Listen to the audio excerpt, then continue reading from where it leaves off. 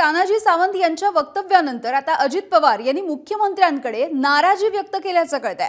अजित पवारांसह तटकरे यांनी सुद्धा तीव्र शब्दांमध्ये नाराजी व्यक्त केली आहे। सूत्रांनी या संदर्भातली माहिती दिली आहे। महायुती सांभाळणं हे तिन्ही पक्षांचं काम आहे, त्यामुळे अशा वक्तव्यांमुळे दुरावा निर्माण होणार नाही याची काळजी घेण्याची विनंती सुद्धा करण्यात आली आहे। मुख्यमंत्री एकनाथ शिंदे यांच्याकडून देखील या प्रकरणी लक्ष घालण्याचं आश्वासन राष्ट्रवादीच्या नेत्यांना देण्यात आल्याचं कळतंय। रात्री उशिरा वर्षा बंगल्यावरती ही बैठक पार पडली आणि या बैठकीमध्ये तानाजी सावंत यांच्या वक्तव्याच्या संदर्भात चर्चा सुद्धा झाली आहे।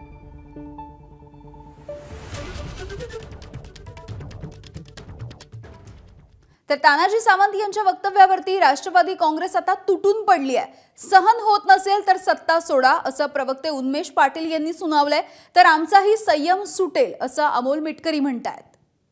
खरं तर तानाजी सावंत यांचं असं वक्तव्य ऐकून घेण्याची आम्हाला अजिबात आवश्यकता नाही।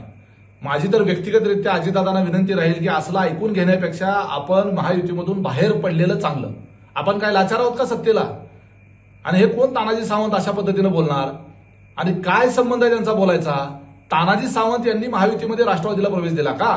माझी त्यामुळं माझ्याच पक्षातल्या वरिष्ठ नेत्यांना विनंती आहे की आपण स्वाभिमानी आहोत, आपण काय कोणाच्या घरचं खात नाही आहोत आणि त्यामुळं अशा पद्धतीने ओकारीची भाषा करणाऱ्या तानाजी सावंतला एक तर बाहेर काढा, नाहीतर आम्ही तर बाहेर पडतो। अत्यंत चुकीचं विधान आहे। शेवटी ते आरोग्यमंत्री आहेत, एक जबाबदार नेते म्हणून आम्ही त्यांना पाहतो। सामान्य व्यक्तीने केलं असतं एखाद्या त्यांच्या आमदारांनी तर आम्ही समजू शकलो असतो, पण त्यांना जर मळमळ आणि जुलाब होत असेल तर मला असं वाटते भरत गोगावलेंनी जे सांगितलं की त्यांना आता जुलाबाची गोळी द्यावी लागेल म्हणून, तशी गोळी देण्याची वेळ तानाजी सावंतांची आलेली आहे। राष्ट्रवादी काँग्रेस पक्ष इतका कमजोर पक्ष नाही आहे जेवढं ते समजतायत, त्याच्यामुळे आमच्या पक्षावर आमच्या नेत्यावर टीका करताना त्यांनी तोंड सांभाळावं। त्याच्यामुळे आमच्या पक्षाच्याही नेत्यांना विनंती आहे की आता यांची तोंड आवरायला त्यांच्या नेत्यांना सांगा, नाहीतर आम्ही आता स्पष्ट काल आमच्या जे मुख्य प्रवक्ते आहेत त्यांनी तर स्पष्ट भूमिका घेतली की जर ते असा अपमान करत असतील तर मग कशासाठी राहायचं त्यांच्यासोबत? कोण लागून गेलेत ते? नाही, असं मी तानाजी सावंत माझ्या बाजूलाच बसतात मंत्रिमंडळामध्ये आणि त्या दृष्टिकोनातून मुंडे साहेबांच्याच बाजूला बसतात आणि त्यांच्यानंतर आपले शिवसेनेचे नेते आपले राजे बसतात, आपले मंत्री, आणि त्यानंतर दुसरा हेरीचे राजे बसतात। म्हणजे आम्ही जवळच बसतो शिवसेनाचे सगळे, आणि जवळ बसल्यानंतर मी मंत्रिमंडळामध्ये कधी त्यांना होकार आला असं पाहिलं नाही।